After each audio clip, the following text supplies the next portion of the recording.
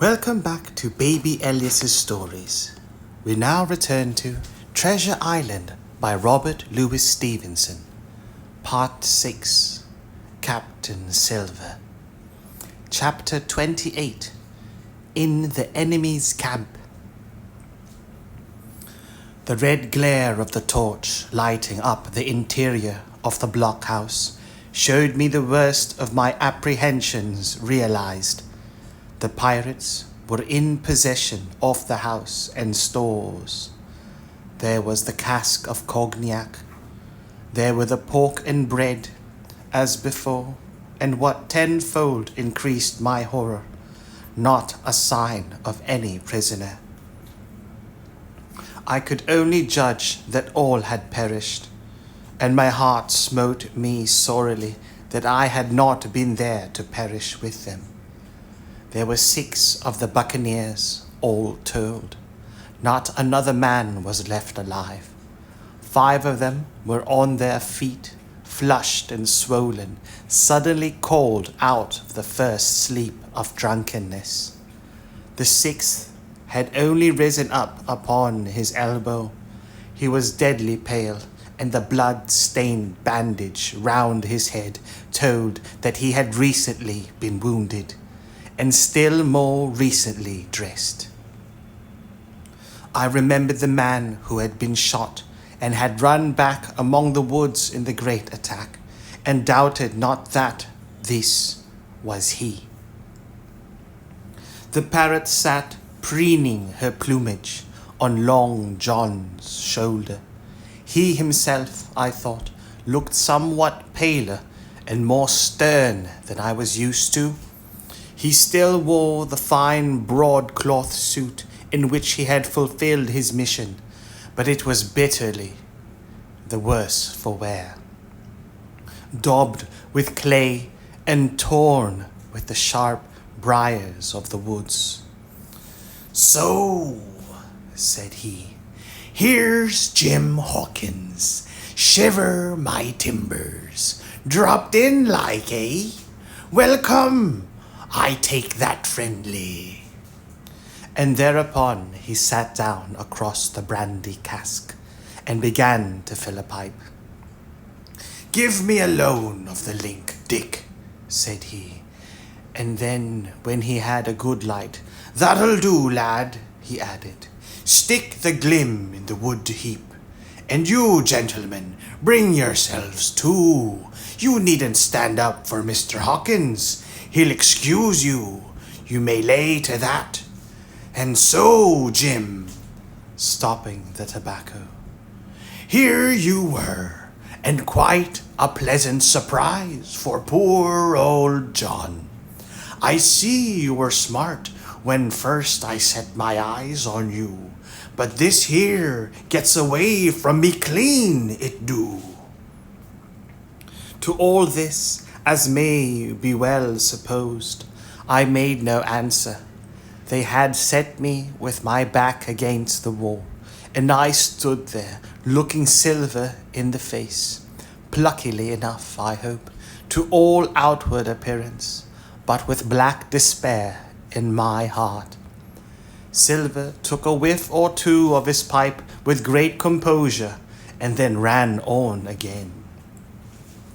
"Now, you see, Jim, so be as you are here," says he, "I'll give you a piece of my mind. I've always liked you, I have, for a lad of spirit, and the picture of my own self when I was young and handsome. I always wanted you to gin and take your share, and die a gentleman, and now, my cock, you've got to. Captain Smollett's a fine seaman, as I'll own up to any day, but stiff on discipline. Duty is duty, says he, and right he is. Just you keep clear of the captain. The doctor himself is gone dead again, you ungrateful scamp, was what he said. And the short and the long of the whole story is about here. You can't go back to your own lot, for they won't have you, and without you start a third ship's company all by yourself, which might be lonely. You'll have to join with Captain Silver." So far, so good. My friends then were still alive, and though I partly believed the truth of Silver's statement that the cabin party were incensed at me for my desertion, I was more relieved than distressed by what I heard. "I don't say nothing as to your being in our hands," continued Silver, "though there you are, and you may lay to it. I'm all for argument. I never seen good come out of threatening. If you like the service, well, you'll join. And if you don't, Jim, why, you're free to answer no, free and welcome, shipmate. And if fairer can be said by mortal seamen, shiver my sides." "Am I to answer then?" I asked with a very tremulous voice. Through all this sneering talk, I was made to feel the threat of death that overhung me, and my cheeks burned and my heart beat painfully in my breast. "Lad," said Silver, "no one's a pressing of you. Take your bearings. None of us won't hurry you, mate. Time goes so pleasant in your company, you see." "Well," says I, growing a bit bolder, "if I'm to choose, I declare I have a right to know what's what, and why you're here, and where my friends are." "What's what?" repeated one of the buccaneers in a deep growl. "Ah, he'd be a lucky one as know that." "You'll perhaps batten down your hatches till you're spoke to, my friend," cried Silver truculently to this speaker, and then in his first gracious tones he replied to me. "Yesterday morning, Mr. Hawkins," said he, "in the dog watch, down came Dr. Livesey with a flag of truce, says he. 'Captain Silver, you're sold out, ship's gone.'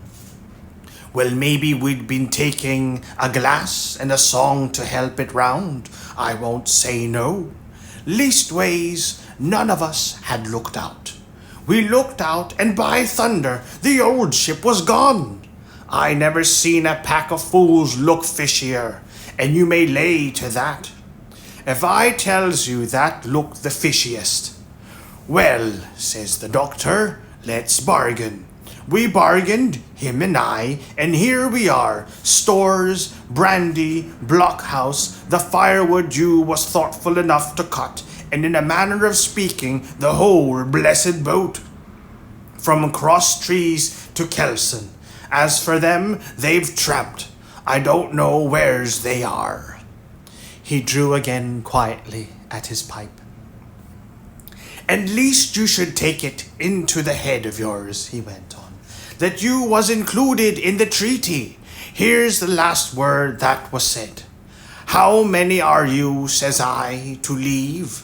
4, says he. 4 and one of us wounded. As for that boy, I don't know where he is, confound him, says he, nor I don't much care. We're about sick of him. These was his words." "Is that all?" I asked. "Well, it's all that you're to hear, my son," returned Silver. "And now I am to choose." "And now you are to choose, and you may lay to that," said Silver. "Well," said I am not such a fool, but I know pretty well what I have to look for. Let the worst come to the worst. It's little I care. I've seen too many die since I fell in with you. But there's a thing or two I have to tell you," I said, and by this time I was quite excited. "And the first is this. Here you are, in a bad way. Ship lost, treasure lost, men lost, your whole business gone to wreck.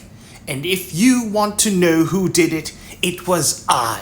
I was in the apple barrel the night we sighted land, and I heard you, John, and you, Dick, Johnson, and Hans, who is now at the bottom of the sea, and told every word you said before the hour was out.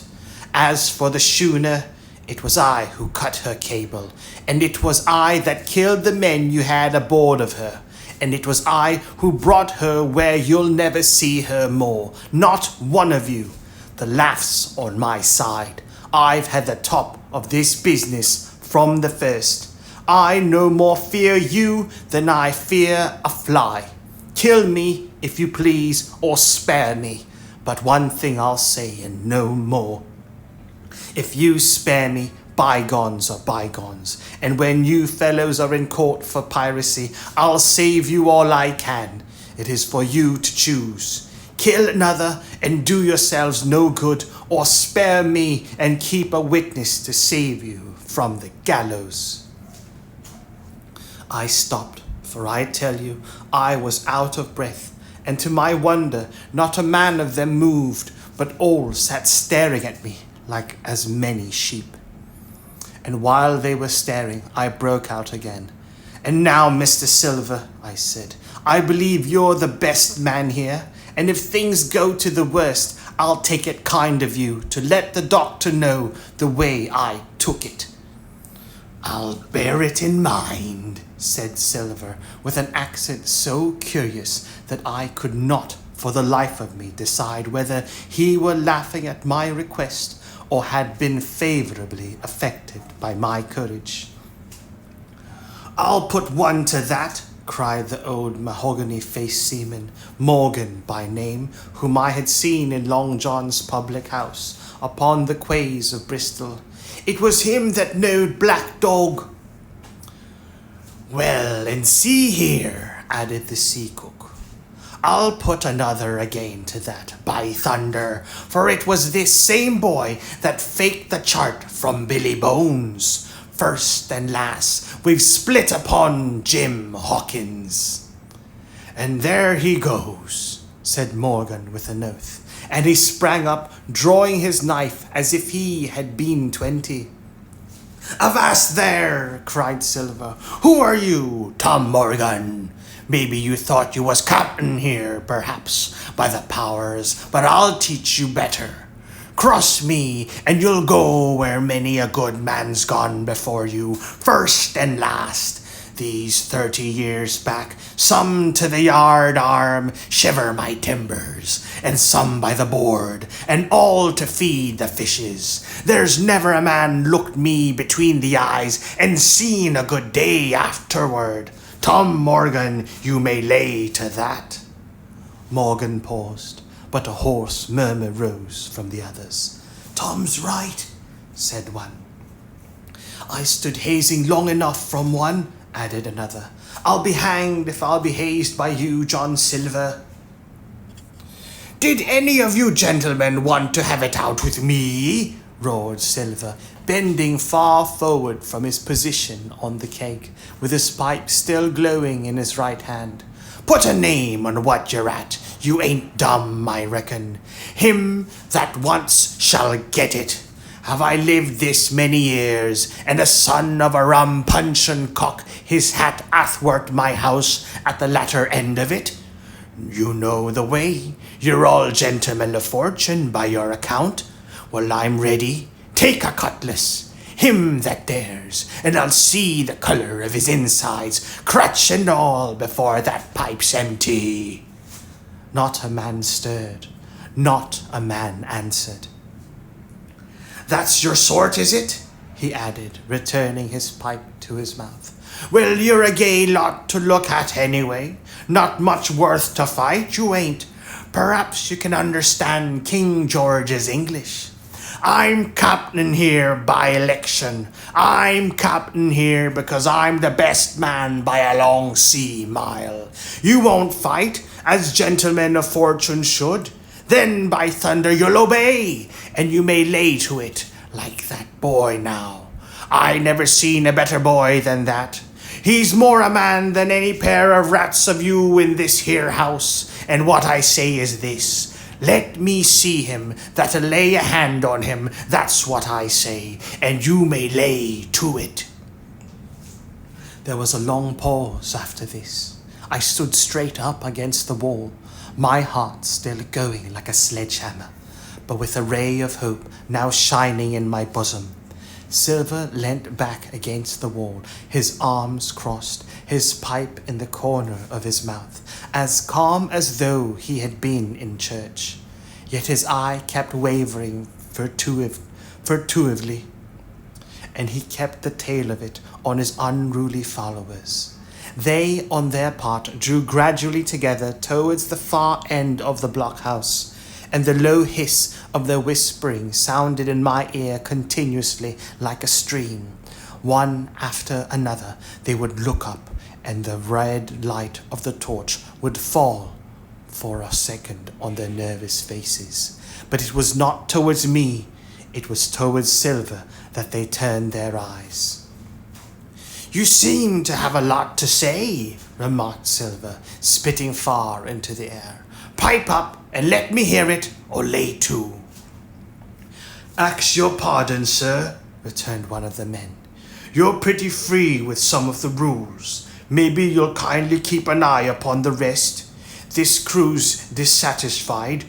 This crew don't value bullying a marlin spike. This crew has its rights like other crews. I'll make so free as that, and by your own rules, I take it we can talk together. I ax your pardon, sir, acknowledging you for to be captain at this present, but I claim my right and steps outside for a council." And with an elaborate sea salute, this fellow, a long, ill-looking, yellow-eyed man of 35, stepped coolly towards the door and disappeared out of the house.